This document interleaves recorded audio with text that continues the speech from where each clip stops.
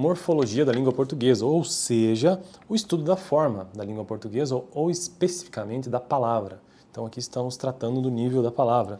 Morfologia, tivesse que ser bem simplista, seria isso, então o estudo da palavra. Hoje eu quero tratar sobre a terceira pessoa do singular, que é aquela eu, tu, ele ou ela, né?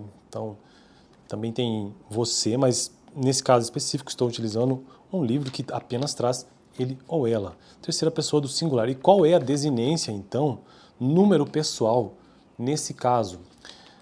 De acordo com este livro aqui, Walter Kerr, de Morfemas do Português. Então, se você quer entender um pouco sobre morfologia, comece a partir deste livro. E essa câmera está torta, meu Deus do céu. Comece a partir de um livro como esse, porque ele é bem pequeno e você consegue ter uma ideia básica dos morfemas. Então, o que são os morfemas? São as menores unidades da língua portuguesa com significado. As menores unidades do ponto de vista linguístico são os fones, os fonemas, né? Mas, avançando um pouco mais daquelas que possuem significado em si mesmo, então são os morfemas.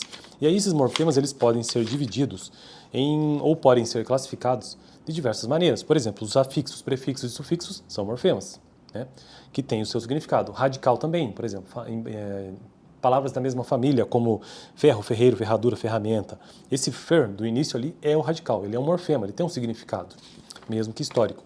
E desinências, elas podem ser desinências de gênero, desinências de número, ou então desinências verbais. Mas qual que é a definição de desinências? São morfemas, ou seja, unidades com significado, terminais de palavras variáveis. Então, tudo que acontece lá no final de uma palavra, de modo geral. E essas desinências podem ser de gênero, por exemplo, garoto, garota, então é uma desinência de gênero. Desinência de número, mesa, mesas. Então, isso é uma desinência de número. E aí as desinências verbais, que são aquelas que exprimem modo e tempo, também conhecidas como modo temporais, e as que exprimem ou indicam número e pessoa, número pessoais.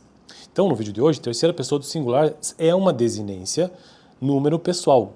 Número pessoal. Terceira pessoa do singular. E nesse caso aqui, de acordo com o livro, que traz pouquíssima informação, é bem introdutório, existe um morfema zero nesse caso. Aí vai depender também do tempo, né? Então, depende se está no pretérito perfeito, se está no presente, se está no futuro.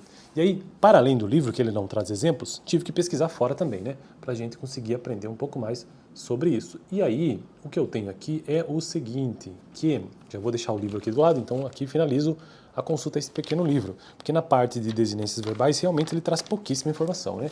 E aí, pesquisando fora, descobrimos que na gramática, a terceira pessoa do singular é ele, ela, ou também pode ser você, como em nomes próprios, né? É o sujeito que fala de outra pessoa, não o falante primeira pessoa, nem o interlocutor. Então, primeira pessoa, segunda pessoa, primeira pessoa eu, segunda pessoa tu, terceira pessoa ele ou ela. E aí, então as desinências verbais de terceira pessoa no singular, as desinências são as terminações que indicam pessoa, número, tempo, modo do verbo. No caso, estou me referindo aqui especificamente a número pessoa, né? Então, o número, se é plural ou singular, nesse caso estou falando do singular, e a pessoa, no caso estou falando da terceira pessoa do singular. E aí, vejamos os principais casos no presente indicativo. Então, por isso que eu disse que depende, né? Se está no presente indicativo, se está no em alguma forma do passado ou então no futuro. No caso, vamos pensar aqui no radical fal, do verbo falar, né?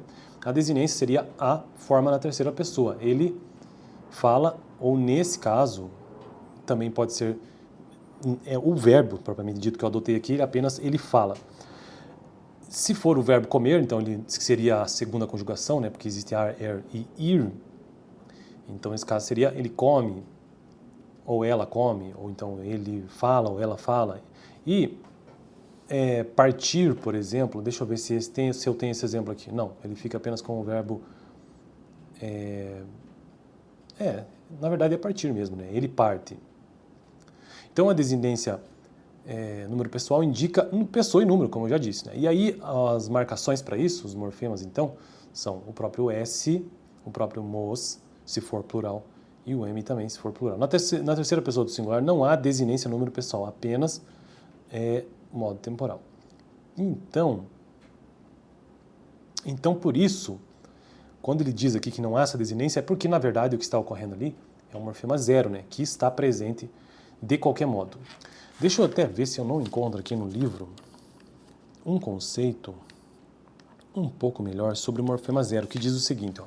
Ao tratarmos das técnicas de segmentação morfemática, utilizamos um par que retomaremos aqui. Falava. Comparando as duas formas, destacamos o morfema mos, indicativo da primeira pessoa do plural. Veja, estamos falando aqui de outra situação que não é o assunto do vídeo de hoje. Mas só para entendermos um pouco melhor o que é esse morfema zero. Relativamente a falava, sabemos que representa a primeira ou a terceira pessoa do singular. Falava, beleza, ele falava, que daí já é o que nós estamos tratando aqui.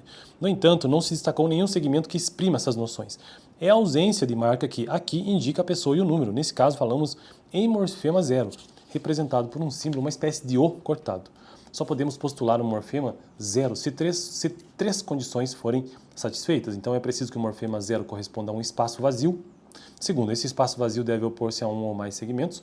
No par utilizado, o morfema zero de falava contrapõe-se ao mos, de falávamos.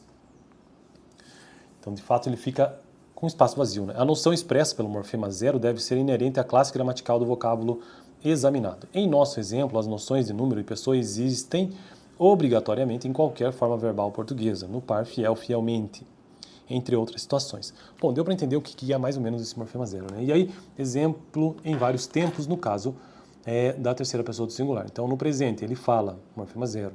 Pretérito perfeito, ele falou. Futuro do presente, ele falará. Pretérito imperfeito, ele falava. E assim por diante, beleza? Então, um vídeo apenas bem resumido, só para ter uma vaga noção do que seja a terceira pessoa do singular. Valeu!